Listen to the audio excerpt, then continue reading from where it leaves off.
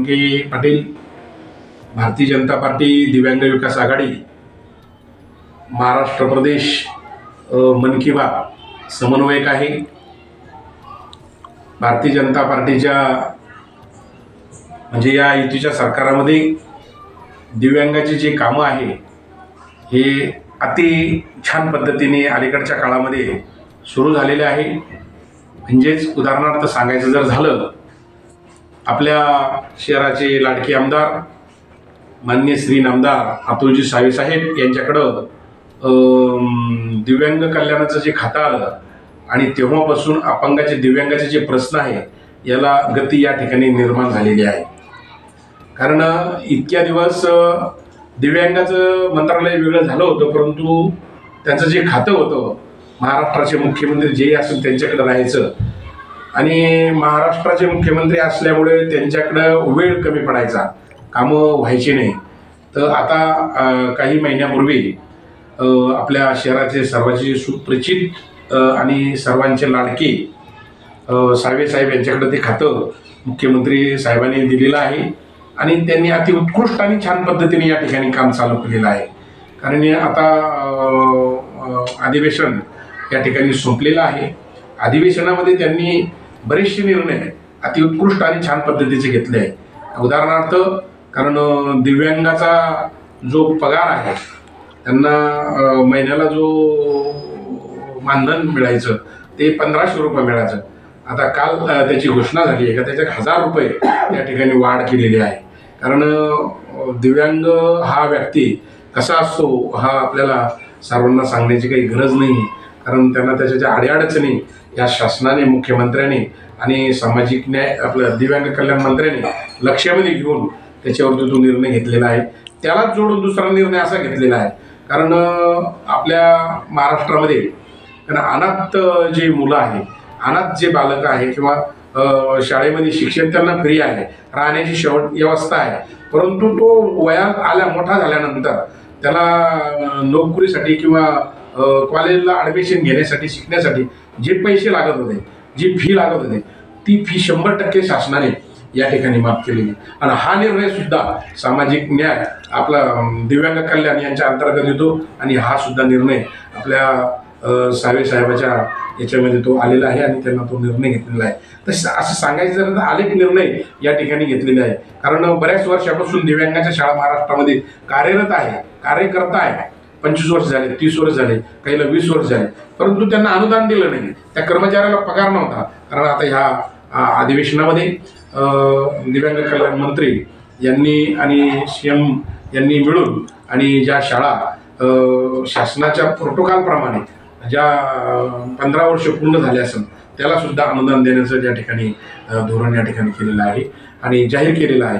त्याचबरोबर 123 शाळा या काही वर्षापूर्वी अनुदानित झाल्या जातात। उदाहरणार्थ 2015ला या शाळेला अनुदानाची ऑर्डर मिळाली तर 50% अनुदान होतं, कारण 50%चं अनुदान त्या शाळेला, संस्थेला आणि कर्मचाऱ्याला पगार मिळायचा। त्यांच्याबरोबर परत पुन्हा 35 शाळा ब मधल्या त्या राहिल्या, त्याला अनुदान मिळालं नव्हतं।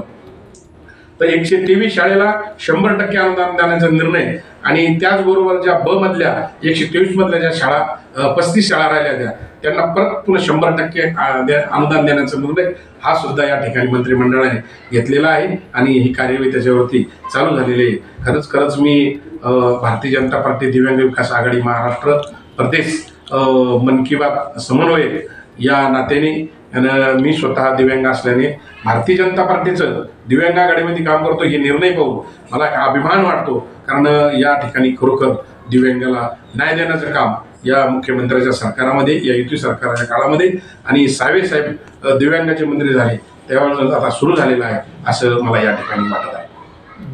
दिव्यांगाचं जे मानधन आहे 2500 रुपये केलंय, ही मागणी कधीपासून होते आणि आता त्याची प्रत्यक्ष अंमलबजावणी कधीपासून होते?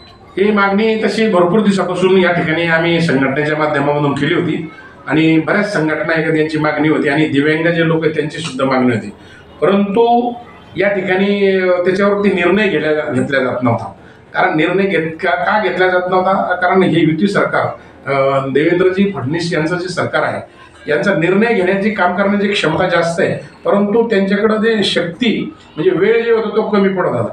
आता सावे साहेबाकडे ते खातं आल्यामुळे दिव्यांगाचं त्यांनी ते ताबडतोब याच्यावरती अभ्यास करून आणि ताबडतोब त्याच्यावरती निर्णय घेतलेला आहे. त्याची अंमलबजावणी पहिल्यांदा या महिन्यापासून ती सुरू होणार आहे. कारण आता निर्णय मागच्या 2-4 दिवसापूर्वी त्या ठिकाणी मंत्रिमंडळाचा झालेला आहे आणि आता इकडून पुढं ते दिव्यांगाच्या अकाउंटवर ते पैसे ते पाठवणार आहे. किती दिव्यांगांना फायदा होणार त्याचा? आता महाराष्ट्रामध्ये दिव्यांगाची संख्या अशी नेमकी सांगता येणार ती भरपूर ती अशी संख्या आहे. कारण त्याच्यामध्ये बरेचसे दिव्यांग सर्व्हिसला सुद्धा आहे आणि जे बेरोजगार जे दिव्यांग आहे त्यांना खरोखर त्याची आवश्यकता आहे आणि ते बरीच त्याची मोठी संख्या येईल. कारण या ठिकाणी मला आता आकडा त्याचा काही सांगता येणार नाही, परंतु जे दिव्यांग महाराष्ट्रात खेड्यापाड्यामध्ये सिटीमध्ये जे अन्नापासून भुकिले राहत होते, कारण त्यांना काही करता येत नाही. कारण आपण दिव्यांगाची जी हालत जर बघितली तर ही आपल्याला सर्वांना माहिती आहे आणि ती त्याच्यापासून काही टक्के तरी त्याच्या ज्या दुरावस्था आहे ती या ठिकाणी कमी होईल आणि त्याचा आशीर्वाद या सरकारला लागल्याशिवाय राहणार नाही असं माझं मत आहे. बरेच दिव्यांगाच्या अजून काही नोंदणी झाली नाही ग्रामीण भागामध्ये, यांच्यासाठी काय आव्हान करसाल? त्याच्यामध्ये सरकारने सुरुवातीलाच सावे साहेब मंत्री झाल्या दुसऱ्या दिवशी त्यांनी निर्णय घेतलेला आहे. कारण जे दिव्यांग दवाखान्यापर्यंत जाऊ शकत नाही, त्याचं ते कार्ड काढू शकत नाही, त्याच्यासाठी सरकारच्या माध्यमामधून आमच्या संघटनेने त्यांच्याकडे मागणी केली होती साहेबाकडं, दिव्यांग कल्याण मंत्र्याकडं, सावे साहेबाकडं. मग त्यांनी त्याच्यावरती कॅम्प घेण्याचं ठरवलेलं आहे. तालुका वाईज, सर्कल वाईज कॅम्प घेऊन जे लोक दिव्यांग लोकांना दवाखान्यापर्यंत जाता येत नाही, जाऊ शकत नाही, त्याच्यासाठी ते कॅम्प घेऊन त्यांना मेडिकल सर्टिफिकेट देऊन आणि त्या शासनाच्या ज्या योजना आहे त्याचा तो लाभ देण्याचा या ठिकाणी सरकार प्रयत्न करा. आमची जी संघटना आहे, मी जी दिव्यांगाची जी संघटना याची भारतीय जनता पार्टीच्या याच्यामधून आम्ही काम करतो, त्याच्या माध्यमामधून सुद्धा जे दिव्यांगाला ज्या फॅसिलिटी मिळत नाही त्याच्यासाठी त्याच्या जे मागण्या आहे त्याचे जे हे आम्ही ते मंत्र्यापर्यंत सरकारपर्यंत पोहोचण्याचं काम करून ज्यांना मिळत नाही त्यांना तो लाभ मिळवून देण्याचा प्रयत्न या ठिकाणी करणार आहोत. ओके, ठीक.